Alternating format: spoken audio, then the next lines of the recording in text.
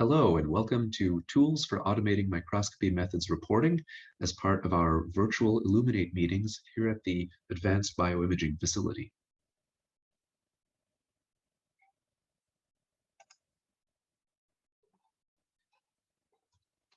Okay, and so as I said, we'll be talking about Methods J2, as well as Micrometa App and this paper here, Best Practices and Tools for Reporting Reproducible Fluorescence Microscopy Methods. And thank you, Jalal, for pointing this out. So the main problem to address is that method sections for microscopy experiments tend to be rather incomplete. And this, we kind of know this kind of anecdotally, but this was actually very, very well kind of investigated in some work 2 years ago now, or almost 2 years ago, where imaging methods are vastly underreported in biomedical research, where this group that we eventually collaborated with had found that less than 20% of papers, of about 240 papers that they looked at in journals, including developmental biology, biophysical journal, Journal of Neuroscience, fairly common things, less than 20% contain enough information to replicate the microscopy experiments. So you didn't really know what sort of system or what sort of components they used. And that's kind of tricky because when you end up reading a paper and trying to figure out what they did, and you get something very vague, such as images were acquired on a microscope, or something like images were acquired on a microscope from Zeiss, it really doesn't give us all that much information. So microscopes exist in all sorts of shapes and sizes. Zeiss makes microscopes in all sorts of different varieties, be it wide field epifluorescence or confocal or multiphoton, turf, light sheet, you name it, which each have sort of advantages and disadvantages for different sample types. And so this, of course, makes it difficult to actually evaluate the work because you'll see an image and it's hard to say if that's a good data set or a bad data set if you really don't know how the sample was prepared or what sort of equipment was used to generate that data. And of course, perhaps even more obvious is that there's really poor reproducibility. So it's really hard to then repeat those experiments or kind of move on from those experiments based on that information. And so, of course, complete method sections are important. And of course, this is more shameless self-advertising for a paper that I worked on, where we do give a lot of information about the whole system. So I won't read through the whole thing because it is much longer than this, of course. But by having all this information about all the hardware, all the sample preparation, and all the image analysis, well, it really allows us to evaluate the work. So again, you look at some images, you look at the hardware, and you get an idea for, well, what were the limits of the experiment? How were they done? What could they do? What could they not do? It, of course, enables reproducibility. So for the next group that might work on similar cells or similar samples and want to get similar type of analyses, maybe pushing these sort of analyses further with different drug treatments, different knockouts, etc. All that information is there, and they can decide if they have a system that might be on par with this type of thing. Yeah, I came from that here. There we go. And so this idea of reproducibility is important. This helps for also just people in the lab, future students, as well as people in different labs, your collaborators and all that. And kind of long-term, we don't think of this as much in microscopy these days, but there's this whole idea of data reusability. And this would be kind of analogous to sequencing experiments. In most cases, when people do next generation sequencing, so RNA-seq, exome sequencing, ChIP-seq, those data sets have to be made public when publishing, and all the information about how that data was acquired has to be included in this publication. So in these databases. And this allows for data reusability, meaning that if someone does a crazy ChIP-seq experiment or RNA-seq experiment on multiple samples, then other people can go look at that data and say, well, okay, well, according to that data, my gene of interest is also upregulating this condition. And that's just a really good use of data in that sense. For imaging, we're sort of moving more and more towards having these large data sets. So data sets that can be acquired in multi-well plates, so 96 well plates, 384 well plates, or just giant 3D time lapses and just generating gigabytes and gigabytes and terabytes of data. We also put a lot of time into the sample preparation. It'd be really, really good if we can then reuse that data for other things. Perhaps your lab is interested in cell division. Maybe someone else can use that time lapse later to look at cell cycle or cell migration or something like that, or even do annotation on that data set to generate some sort of neural network to help with segmentation or other sort of analysis tools like that. And that can really only be done if we have complete information about how the experiment was carried out. Because otherwise, if there's uncertainties about which laser was used or which objectives, then it's really hard to sort of tell what's going on. And we put so much effort and money into this that it is worth considering the data reusability. Okay, so hope that I've kind of established or helped kind of remind you that reporting your methods is important, and especially in microscopy. So where to start? Where does one start? Of course, there are lots of components on a microscope, and they all have different sort of parameters and things to tweak and to look at. So where to start? I would really recommend this paper here. Again, it's linked in the GitHub. Best practices and tools for reporting reproducible fluorescence microscopy methods. It really gives all the general guidelines of, it gives the guidelines of what's important. And it goes kind of beyond that in a really clever way where it shows you examples of how different parameters affect images. And so it'll show you they're really nice examples of the same sample imaged with very similar objectives, but just with slightly different parameters. So these are two 40x lenses, two 40x magnification lenses, same numerical aperture, but with a different correction. And you can see that there's a slightly different overlap between the two channels. So two-channel imaging, where there's slightly better overlap for one and less good overlap for the other. Now, this is not a judgment that one is better than the other, but it's just something to be aware of when either you're selecting an objective or simply using the one that's available, and thus how people might interpret your own data when you present this information. So there's all these examples like this. There's another one here. This is the same sample imaged 3 times with 3 different 40x objectives, so the same magnification, but a different numerical aperture for each. So going from a low numerical aperture, middle ground, to high numerical aperture, and just shows you kind of the differences between 3 images. In this case, the numerical aperture is directly correlated with the resolution that you'll get from the image. And so you can clearly see the higher NA has, well, higher resolution. You can really see a smaller loopy mitochondria inside this kind of loop of mitochondria here. That's much more difficult to see here.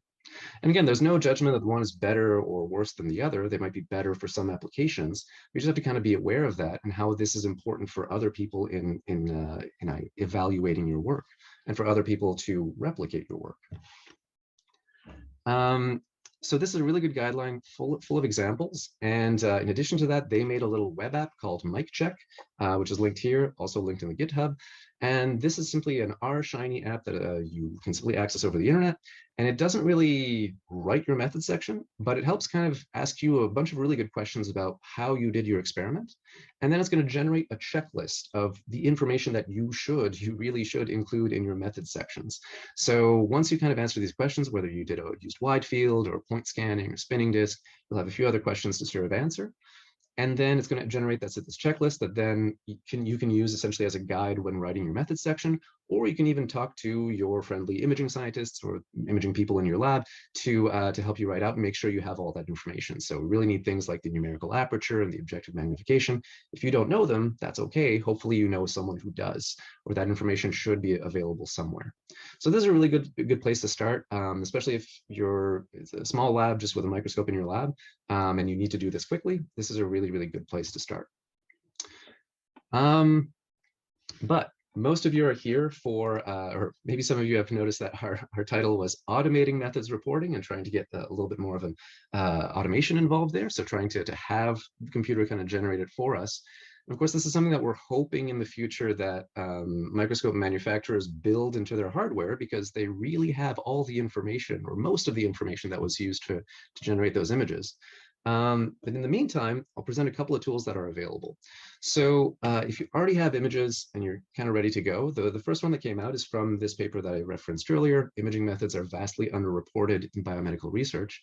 And they made a little tool called Methods J, or just Methods J1 or Methods J, which runs in Fiji, in ImageJ, and essentially tries to use the metadata, so the imaging metadata contained in each image, to generate the text that would go into your method section. So, so try to figure out things like the pixel size, and try to find the objective, and try to find the exposure time. A lot of information which is kind of actually hidden in the background of the image, in the image header, and try to generate a little blurb from there.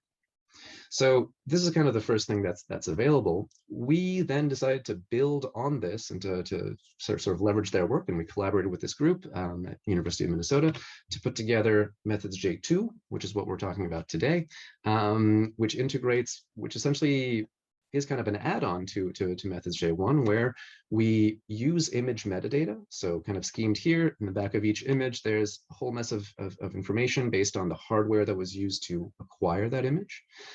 And in addition to this, we implemented the functionality of something called Micrometa App, which becomes a Micrometa App is software that allows you to build essentially your microscope in silico, and then we use that configuration essentially to extract information to build our method section.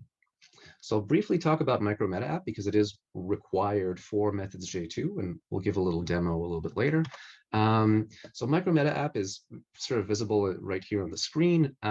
It is a GUI-based software, so graphic user interface, where you essentially build your microscope in silico. So you drag and drop different elements like an objective, different filtering or wavelength selection elements, such as an excitation filter, a dichroic, an emission filter, different light sources, different detectors, and you put in all the information that you have about it. So the manufacturer, the model, if it's a filter, what are its wavelength ranges? If it's an objective, what is its magnification, its numerical aperture, its correction, its immersion media, kind of everything to build this, hopefully, one-stop shop of all the information about your microscope. And this uses standardized metadata language, so the standardized language or sort of nomenclature that is accepted in the open microscopy environment. And the output is a machine-readable hardware configuration file, so a huge kind of tree structure of the information that composes the microscope. So this is a time-consuming process. This has to be made essentially once for each microscope, and essentially has to be done by the microscope custodian or the core facility staff, essentially people who are managing the microscopes, to essentially have this database. So it is time consuming in one sense, but it is a really, really good resource because this is kind of a standardized way to describe a microscope. So then you could share this configuration file with anyone else who has Micrometa App. They can open it up and get an idea of how your microscope works. If you work in a core facility, you'll often get emails from people asking like, oh, do you have a filter that works for, some fluorophore?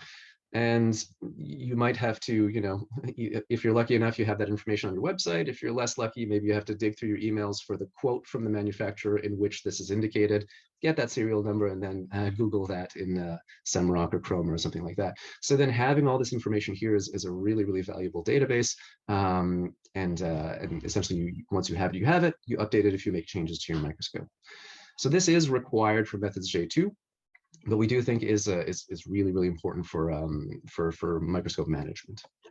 As I said, we end up with this machine-readable hardware configuration file. So it's a JSON file, meaning that there's a lot of key value pairs essentially that sort of describe this whole thing. And so we're hoping that this can be integrated into Amiro and other sort of computational or data management software as well.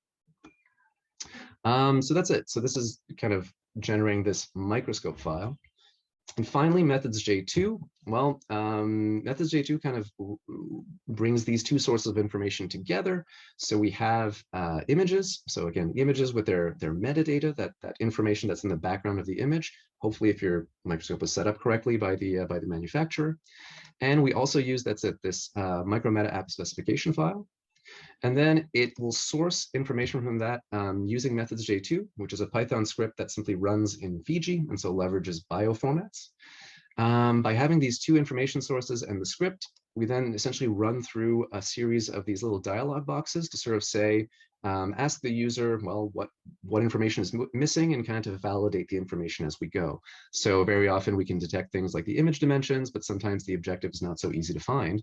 But then since we have the microscope hardware file, then we can basically choose which objective of that microscope was used. We'll show this in the demo. So this is a series of dialog boxes. It's kind of interactive, and essentially that's it. We sort of go through all these choices to sort of develop our text kind of one after another. At the end of that, we end up with sort of a text output in a little Java window, which we can then copy paste into our manuscript, and usually requires a little bit of adjustment for grammar because this is really just bits of text that are stitched together, but it gives it kind of a really good baseline to it. We also include an acknowledgement section because very often our core facilities rely on acknowledgements to sort of showcase the work that we're doing. And so this is what we're going to be doing a demo of today, Micrometa App and methods J2. And so we'll be running through all this kind of step by step. There's a question in the chat right now. So do you know if the microscope manufacturers are working with Micrometa App people to make information for off-the-shelf microscopes more easily available? I am not certain about that. Certainly, so it's Caterina Strambio de Castilla who's working on Micrometa App, and she's definitely in contact with them. What concrete steps have been made yet, I'm not quite certain. But I think I think we are progressing in that direction to try to get a few more resources from the company, or just build them ourselves. So, for example, we made a Micrometa App file, which we'll use today for one of our wide field microscopes. We're hoping to sort of be able to use that kind of as a template for our other wide field microscopes. So for another Zeiss, and we just go in and change the objectives and things like that. But given the way it's built and set up, I think we're still a little ways away from there. Yeah. Before I start, are there any further questions or concerns? Yeah, Dr. Olaski. So Joel, so do you already have the files for each of the microscopes that are in the ABIF, so I don't have to do it, or? Not yet. So we have them for about two. We have 2 or 3 of them, and we're working them kind of sequentially. So this is very much a work in progress, essentially. But this is something that we do want to do, especially for our microscopes. Right. You know, depending on your needs, depending on the needs of the people sort of here and kind of the comments that we get, we might focus on one microscope or the other. Yeah. But that's a work in progress, right? You're going to do this over the next number of months, or is that something that if I want to? Yeah. Okay. All right. So we're going to do this for sure. At the same time, if you need it by 2 weeks from now, I might ask you to come give us a hand, or send some help over to just get all the parameters, the serial numbers, and all that. Right. And yeah, absolutely. So it is something we want to get going, and I think sort of the long term is to get kind of a database. So not only that we have them, but we put all our microscopes and all the ones from pharmacology and all the ones from the imaging facility at UMass Worcester, all in the same database, and you can just go click it and download it as needed. Okay. Yeah. Great. Thanks. Yeah, of course. Thank you. All right. Any further questions? Oops. All right. So I'll give you a quick overview of Micrometa App. Which is this here. So Micrometa App is really a standalone program that you can download for Windows or for Mac OS X. And so we just choose a folder, click continue, wait a bit. And we already have some microscope files that exist. So I'll just open one for one of our systems. So the AxioVert 1, the ABIF AxioVert 1 is a wide field system from Zeiss. So I'll just open that, say continue. And here we go, zoom out a little bit. And so this is it. It's kind of this graphic user interface. So here we have, we already set up the name, the microscope stand manufacturer, the model. It's a little bit small. It's a compound microscope. It knows that it's an inverted microscope.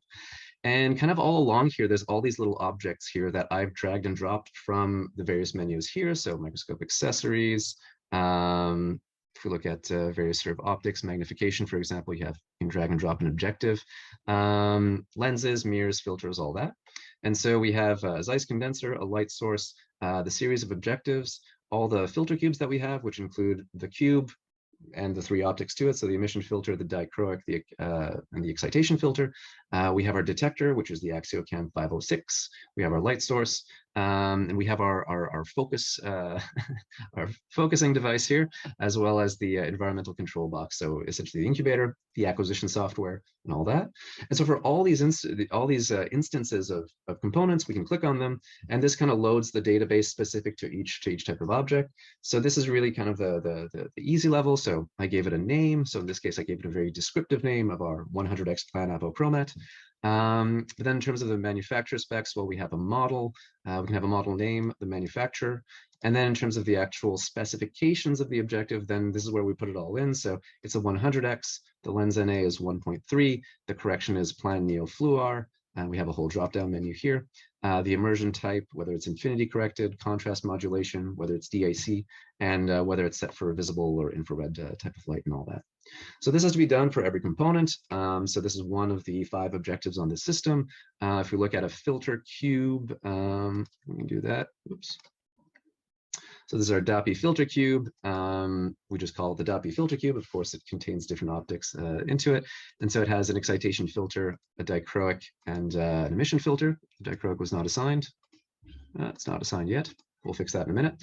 And then for each one of those optics kind of separately, we can click on them. So if I click on the GFP excitation filter, here we get, again, some general information, some manufacturer information, the actual filter itself, how it's made, whether it's bandpass or long pass, short pass, if it's soft coded or hard coded, and then the actual transmittance information. So if there's a wavelength, this is the bandwidth, and yeah. So essentially, where does this sort of work? So we have all our components here. Same thing for our camera.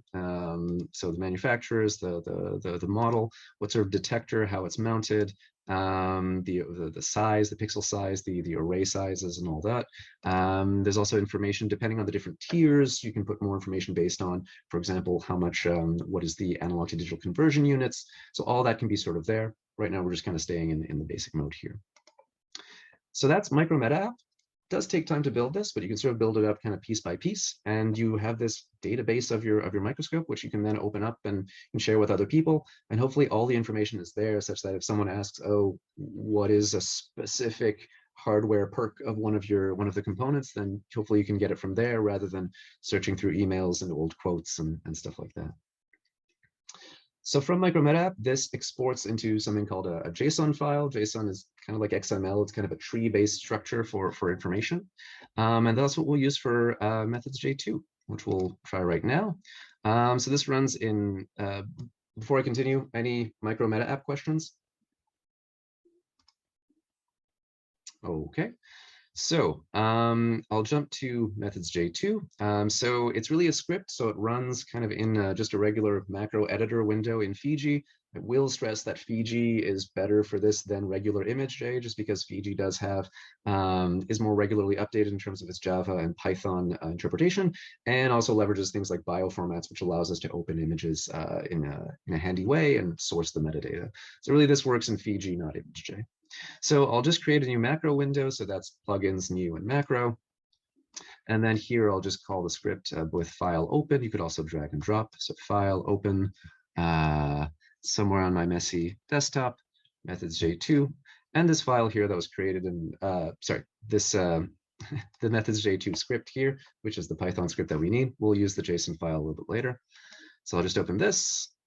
And yeah, we get this, we essentially get the script. So it's written in Python. It's written in Python for ImageJ. So if you, depending on how comfortable you are, Python for ImageJ is kind of like an older version of Python. It's Python 2-ish and has a lot of kind of Java functionalities to run in ImageJ. We did this just to have it a little bit more expandable in a certain way. But yeah, so if you need to adjust things, it's a little bit more involved than if it were just the ImageJ macro, but allows us to run the program a little bit more smoothly. So if you do need modifications, I'm happy to chat about it. And so once we have this loaded, we'll just say run. So this is the methods J2 Python file available on GitHub. You can download all this as well as the demo data sets as needed. We'll say run. It takes a few seconds to sort of instantiate. And we get our first of many of these dialog boxes here. So there are a lot of windows that will open up. So, you have been warned. And the first thing that we get is, of course, welcome to methods J2, and please select an image representative of your imaging experiment. So which image are we going to use to actually generate our methods text? So we can either browse just in a regular folder browser window, or I think I programmed this where we can drag and drop if we're lucky. So we'll take this image here and we'll drag and drop there. That should work. And then we have a couple of options here, whether we want to display the original metadata and the bioformats metadata. And this is kind of recommended just to see what sort of information is available, because in some cases the information is there and it'll help us actually fill out the boxes. In some cases also tell us that, oh, the information cannot actually be accessed by bioformats, and that's a bit of a problem. That suggests that the microscope is not well set up, or that Fiji is out of sync or something. And finally, we sort of have a save output. So in addition to the text blurb, we save a CSV table of all the information that was collected and all the information that the user put in. This is kind of just for long-term documentation. And we decide if we save that in the same folder as where the image is, or if we want to create a different output folder. For now, we'll just save it all in the same folder. So I'll click OK, and there's a bunch of things that are going to load up kind of one after another. There we go. That's most of it.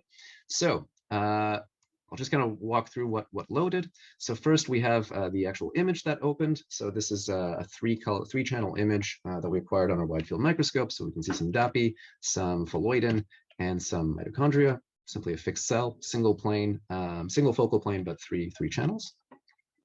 With that, we have our metadata that opens. So the raw metadata from in the file header. So this is Zeiss metadata, which is kind of parsed in this way. So you have some display settings, channel bit count equals 14. This is the way Zeiss kind of puts it out. And as you can see, there's a huge amount of information there as to what was used, what components were used, and all that. So there is a lot of information that can be sourced from this. In parallel, we get the OME metadata. So this is essentially the metadata that was parsed by the open microscopy environment model. So where we do get information such as here, you can see it actually found in the metadata the objective that was used. So the plan aprochromat 63X, and sort of other information on, well, for example, the wavelengths and things like that. This information is kind of just for visualization. You can't really do anything with it directly. It's just kind of showing you what's there, but that can be helpful for your image later on. We have the log window that appeared. So this kind of records everything that's kind of going in. We don't really need it. This is kind of just as another visual indicator, or you can use it to copy paste information as well. So I'll just move it out of the way. And finally, we got to our next dialog window here. And so this is sample preparation information. And so this particular part here is a little bit funny. It doesn't get integrated into text simply because there's such a wide variety of samples, how they're prepared, how they're mounted, how they're imaged, that it's difficult to make standardized text for it. So we still ask you to put in the information. It will print out, but just not in a cohesive text. But it gives you an example sort of what you need here. So for example, these are bovine pulmonary artery cells, labeled with mito tracker, orange. So I would put something like that in there. And then sample preparation, I'd say, well, cells were fixed with paraformaldehyde, and then labeled with DAPI and phalloidin. That's 488, something like that. Mounting medium was VectaShield. Right now we're just tapping it manually, but you could imagine if your lab was always using one of two different cell types or more restricted things, we could easily create just a drop-down menu and just click on the cells that you have. So maybe you have your HeLa cells, your HEC cells, and your 12 knockouts or something, and just click rather than typing it all up. We could have text that automatically loads if it's kind of a more narrow range. This is really the kind of the broader approach. The cover glass is, of course, number 1.5 thickness cover slips. I believe 15 by 15 millimeters. And the sample holder is simply a glass slide, which I believe is from Fisher. So I'll just put that information in. This is just kind of a reminder that this information is there. It will print out, but again, not a cohesive text, given just the variability that samples can take, whether your cells are fixed or immobilized or kept alive, all that sort of thing. So I'll click OK. It's going to remember that somewhere in the background. Then we get our next window here, which is image dimensions. So here it starts to get the information from the image itself. So it found the width and the height of the image, as well as the number of slices, which is 1, the number of channels, which is 3, it's a 3-color image, and the number of frames, it's not a time lapse, so there's only 1. The dimensionality of the acquisition, so this doesn't quite apply here, but if you did a Z-stack, did you do all your DAPI slices first, or did you do DAPI green, red, that sort of thing? Important to know for registration and alignment. And the pixel size, given based on the detector and the objective and optics in the system. If any of these things are wrong, then you can go in and manually change them. So you can insist that there are 7 channels if you want to. It doesn't appear as an error just yet. So it's kind of up to you to use due diligence to kind of fill this out correctly. For now, this is all fine. I didn't really have to correct anything. So we'll just say okay. And now we're being asked for a Micrometa App specification file. So I'll just go get that. We have one here for the AxioVert1, which is the Micrometa App file that we worked on just a little bit earlier. So I'll open that. We'll say OK. And here it starts to source information from the microscope file just to kind of figure out what's going on. So we select a descriptor. So this is a wide field epifluorescence. We could also select confocal, turf, spinning disk, multiphoton. We'll add light sheet as well, but it's a wide field. And which software, if there's more than one piece of software available, it's Zen. And again, this was integrated in Micrometa App with the versions and the version number and all that. So we'll say OK. And now it's asking us which objective we use. So from the metadata, it found some sort of 63x NA 1.4 from the image. And then here, this drop-down menu is populated with the 5 objectives from the microscope hardware file. So in this sense, we don't have all 86 different types of 63x's that Zeiss produces, but the one that we put on this microscope specifically, as well as the other ones there. So the 10x, the 20x, 40, 63, and 100. So this is 63x. I'll choose that. I get a little bit of a hint from the metadata. I also remember since I acquired the image. We'll say OK. And now we get a little bit more into our acquisition settings. So we have 3 channels, which means we'll have to put 3 times this information, 1 for each channel. So now we're on channel 1, and we sort of want to give some information here. So channel 1 is our DAPI. Our light source on this system, we only have one excitation light source. It's the Excite, an LED-based fluorescence light source. The intensity here, as I recall, is 30%. And then again, sourced from the microscope hardware file is the filters that are available on the system. So we have things called the DAPI filter, the GFP filter, the Tritzi filter, and the Sci5 filter. So in this case, and same thing for the beam splitters, same thing for the emission filters. So we have all these, we select the detector, in this case, the AxioCam camera, the only one currently available on the system. We'll say OK. And then we try to get the exposure time here. So this was actually sourced from the metadata. So 100 milliseconds is correct. There's no adjustable gain on this system particularly. And the camera binning, this I have to work on and get it to detect automatically. But it was 2x2 binning. And I think that was available somewhere in the metadata. And so that's it for channel 1. We'll repeat the same thing for channel 2. You can see the image changed to channel 2. And this is Floyden, Alexa Floor 488. And I made at least one typo here. There we go. And the hyphen. And same thing, we'll go through all these things. So we only have one light source. The intensity here was 25% because the Floyden is pretty bright. We'll go in and choose the filterings that we used. So this was the filter cube for GFP. So 488 and GFP are pretty close. So this is the one that we used. Same detector. And then again, we get a sourced exposure time of 150 milliseconds, and I'll just put the camera binning at 2x2. And finally, we have channel 3, so our last one here, and this is Mito Tracker Orange. This, if I recall correctly, is 30% intensity on our Excite LED light source, and we use the Tritzi excitation filter, the Tritzi beam splitter, and the Tritzi emission filter here. Kind of just going over one by one. And again, all these are populated by the equipment that was available in the microscope hardware file. We'll say OK, same thing here, exposure time, gain, and binning.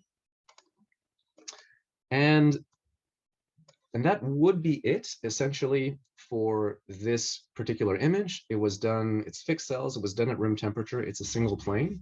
However, on this particular microscope, there is what we call optional devices. So devices that you might not actually turn on depending on the type of imaging that you're doing. So the AxioVert1 has something, has an incubator essentially. So for live cell imaging, so to keep your mammalian cells at 37 degrees and piping in 5% CO2. These were fixed cells, so I didn't use it. And there's also a focus stabilization device, the infamous definite focus. I did not use that for this. Just for the sake of an example, I'll show the incubator. So these are again in the microscope file. Let's pretend that we did use the stage top incubator. So I'll say OK. It finds the device as being this LCI stage type incubator, and so we can just say that we did 37 degrees and 5% CO2. Which was not the case here, but just gives an example. If we didn't use them, if we didn't check those boxes, these windows wouldn't appear. And finally, as a reminder, a lot of core facilities kind of run, and we really need to track kind of people who are using it, and we really rely on acknowledgements. So here we added this little window here to kind of help you write the acknowledgement section. So please remember to acknowledge the core facility and the staff. So here we just asked to facilitate this, please enter the name of the facility. So this would be the McGill Advanced BioImaging Facility, and ABIF. If a staff member helped you out with this, with your experiments generally, you want to name them personally, you can go ahead. So I'll just put my name, Joel. And a lot of core facilities have something called a research resource ID, which is kind of like an identification number for, well, for something like a core facility. We happen to have one. So if you Google research resource ID and copy paste our number here, you will find the Advanced Imaging Facility. And that can be handy just to, you know, to search for the facility where it is, because very often these acronyms, and whether it's the Advanced BioImaging Facility, the Advanced Imaging Facility, the Center for Advanced Imaging Facility, sometimes the acronyms get a little bit lost. So we'll say OK. And we get two outputs, essentially. One is this one here, this methods J2 output window. And so this is directly the text that we can use to copy paste into our manuscript. So I'll just copy this directly. We'll go into Word, we'll go into something that looks like a manuscript, and we can just paste it here. And so we'll just kind of go through this a little bit. So we get kind of a warning that the text was generated by methods J. So make sure you check for accuracy and grammatical correctness. And we get this blurb, which is rather informative. So images were acquired on an Axio Observer Z1 compound, commercial custom modified inverted microscope from Zeiss, configured for wide field epifluorescence microscopy, controlled with Zen software, the 2.6 Blue edition, equipped with a 63x numerical aperture 1.4 apochromat DIC oil objective from Zeiss. And images had a width of such and such pixels and a height of such and such pixels, number of planes, number of channels, and the voxel size are here. And then we have sort of our channel information here, which is kind of, it's a little bit clunky, it's a little bit repetitive essentially. So for each, for each channel, we get kind of a repeated sentence. So DAPI was excited with an Excite 120 LED light source from Exelitas, set to 30%, with wavelength selection was carried out with the G365 excitation filter from Zeiss, and so on and so forth. Images were acquired on a AxioCam 506 CCD camera from Zeiss with an exposure time of 100 milliseconds, and with a gain set 2. We didn't have any gain here, so a little bit of a correction there. And 2x2 binning. So, so we have all that there, and then the similar sentence structure is repeated for Phalloida and Lexaflor here. So same thing, was excited with. So you can decide if you want to, you know, pare that down a little bit. You know, say that all channels were acquired with the same light source, but then give the individual information. And then same thing for MitoTracker here. So same thing, a very similar sentence structure with some more little modifications to do. And finally, at the end, environment control was maintained with LCI stage top incubator, stage top chamber device from LCI. So some little work here to do, depending on if we use the name of the object or the different sort of attributes of the component in generating the text. Cells were maintained at 37 degrees C with 5% CO2. Finally, we get our little acknowledgement blob here, which then you can just go copy paste into the acknowledgement section of your manuscript, and it's all there. So it requires kind of a little bit of tuning at the end, but at least some of the information is there. And so this is one of the outputs. The other output that we get is, as I mentioned earlier, we get a CSV file, so a table with all the information that you put there. So of course, it's really handy to do this because you copy paste it, but then if something changes 6 months later, you wonder what happened, something looks weird, then here we saved it in the same folder.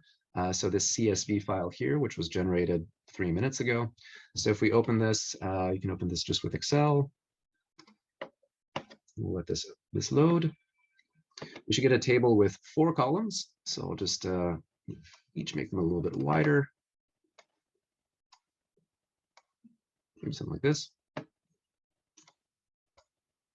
And so this is really all the data that was kind of found and dealt with during this run, this one run of the software, of the script rather. So we have 4 columns. The first one is called label, and that's all the things that we were looking for, really based in the script. So of course, a little bit of housekeeping things like which script, what's the date, what's the image file, and all that. But then image width in pixels, image height in pixels. So really the same information as in the actual dialog, the same label as in the dialog boxes. Then if information was found in the image metadata, it puts what was found in the image. And then it puts what value the user put in. So if the user changed some of the information, then this will be visible here. So if we went in and said, no, it's not 3 channels, it's 7, 8 channels, then there'd be a discrepancy here that you could see at least and get an idea of what went wrong. I'll just undo that. So these are all the user selections. And the 4th column here is if the information was taken from the Micrometa App hardware file, then what is the component? What is the component in the hardware file to look at?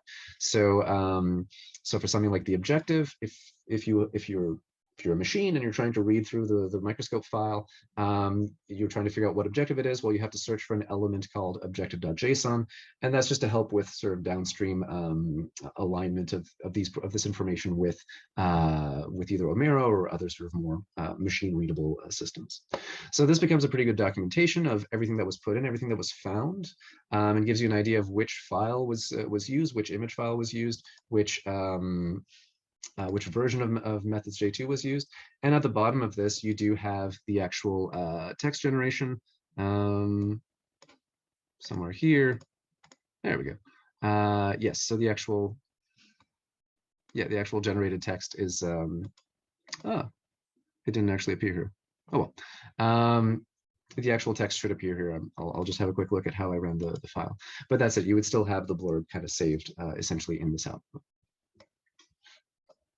And so that's it. That's kind of a run through of how we're doing that. Again, it's kind of this work in progress, and we're kind of trying to make it for our microscopes and encourage people from other facilities and labs with their own microscopes to kind of start building this into their own way. And so there's kind of, for users, people who are just using the microscopes, there's a few tools that are available, MicCheck, Methods J. If you're more of a custodian of a microscope, then we sort of talk about, it would be great to talk about Micrometa App and getting these functionalities to work. And so I'll just kind of wrap up with a couple of slides here. Here we go.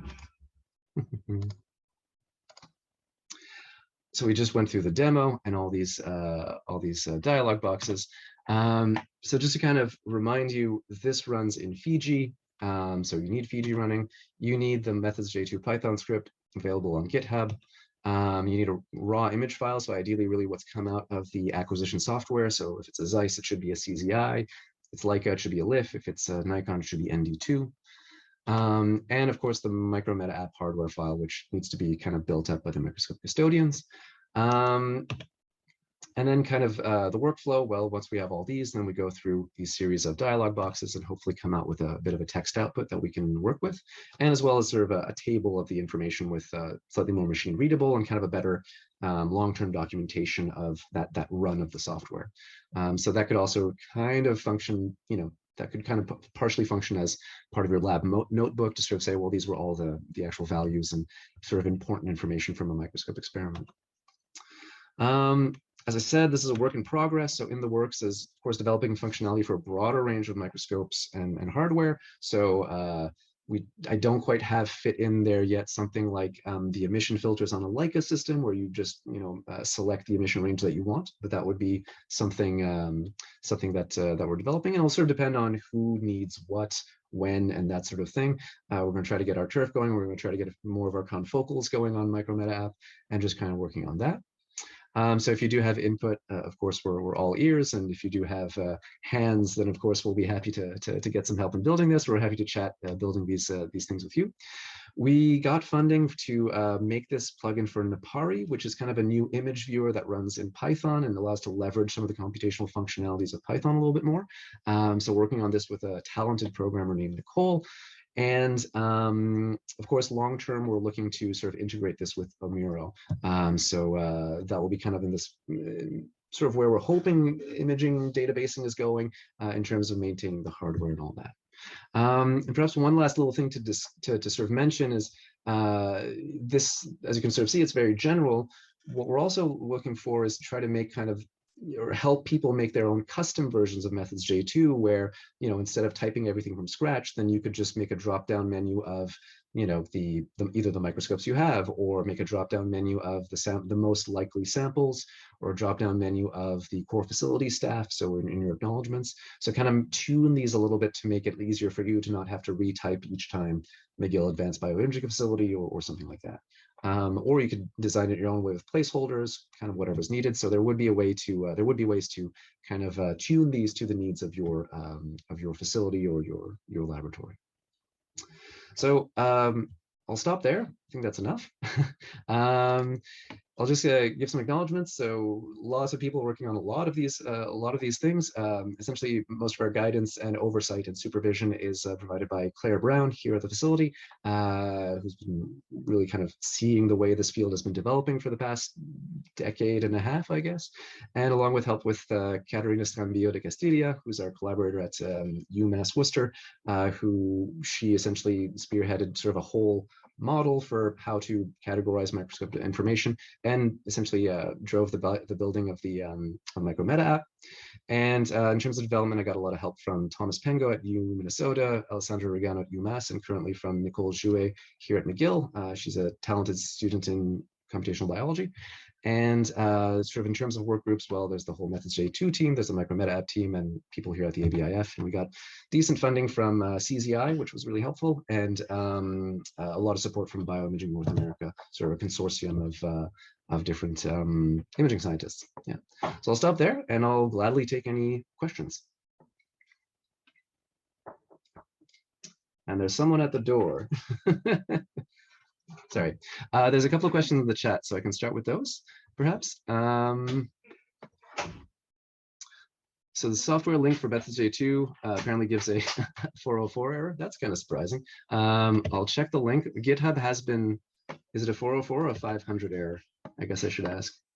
Let me just try that out real quick. Oh, that is a 404. Okay, let me edit that right now. So we'll fix that. There we go. And we'll just commit that change. Thank you, Jalal, for pointing that out. Okay. And some nice comments. The best place to ask questions or give feedback is kind of whatever's best for you.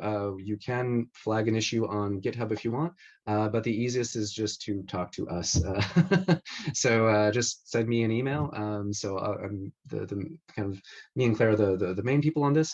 And if we need to put you in touch with other people, we will. But otherwise, if it's more how it works, how we can get it running with your systems, then yeah, just send me an email and we'll figure it out from there. Yeah. Great.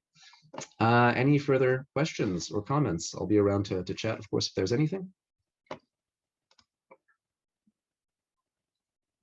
All right.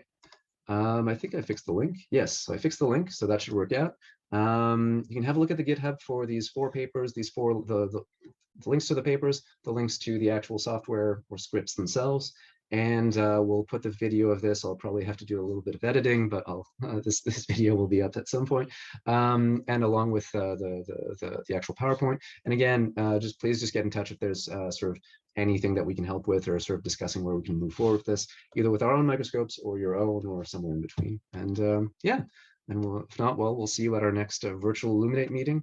Maybe it'll actually be in person one day. Who knows? But yeah, so thank you so much.